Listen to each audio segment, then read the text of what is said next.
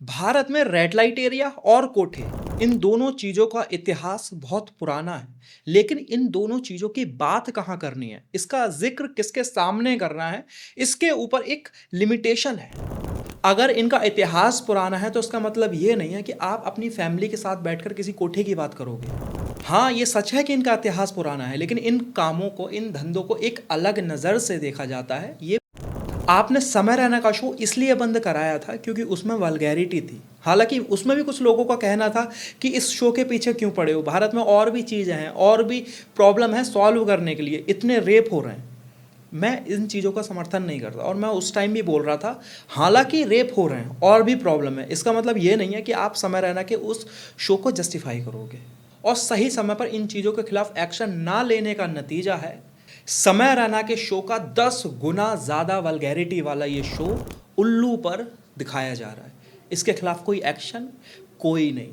जिस समय रैना के खिलाफ, जिस समय रैना के शो के खिलाफ महाराष्ट्र के सीएम को खुद बयान देना पड़ा था, अगर वो इस शो को देख लें तो शायद पीएम को बयान देना पड़ेगा, क्योंकि ये इतना ज़्यादा चीप और इतनी ज़्यादा गंदी हरकतों वाला शो है। अच्छा, एक बात और सोचने वाली है, एजाज खान को इस शो से पहले अगर कोई टारगेट करता था तो एक समुदाय निकल के आता था और वो बोलता था एजाज खान मुस्लिम है इसलिए उसे टारगेट करा जा रहा है, और ये हमारी सबसे बड़ी कमी है। अगर हमारे धर्म का कोई बंदा कुछ गलत करता है और उसके खिलाफ कोई आवाज़ उठाता है तो हम अपनी धर्म के चक्कर में उसे डिफेंड करने लगते हैं। अब कौन मुस्लिम आएगा इस शो को डिफेंड करने के लिए? बहुत सिंपल सी बात है, जो इंसान गलत है, जो इंसान गलत चीज़ें फैला रहा है, वो किसी धर्म का नहीं हो सकता। अब जो मुस्लिम एजाज खान को डिफेंड करते थे, क्या वो अब भी डिफेंड करेंगे? उसके बयान पहले भी गलत थे और जो आज कर रहा है वो है उन चीज़ों को डिफेंड करने का नतीजा।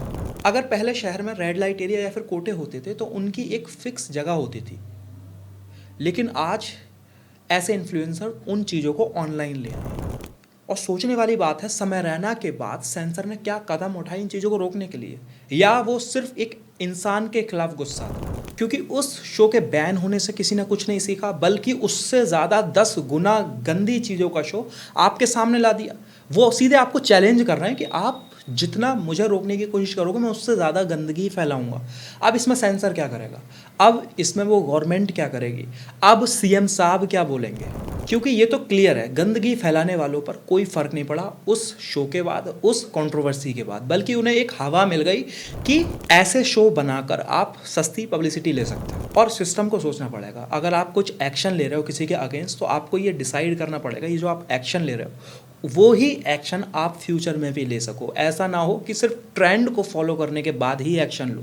ऐसा नहीं है कि सीएम या फिर पीएम किसी चीज़ के खिलाफ बयान देंगे तभी वो चीज़ गलत मानी जाएगी। ये वल्गैरिटी है और समय रहना से 10 गुना ज़्यादा है, तो इस पर तो सबसे पहले एक्शन लेना चाहिए था, बल्कि इस शो को तो ऑन एयर ही नहीं होना चाहिए था।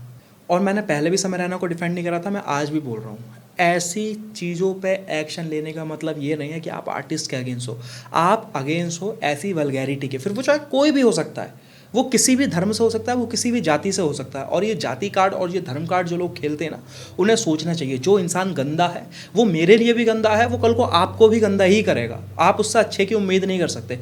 सेम एजाज खान के केस में। बाकी आपका इस शो के ऊपर क्या कहना है आप कमेंट सेक्शन में ज़रूर बताना। Thank you.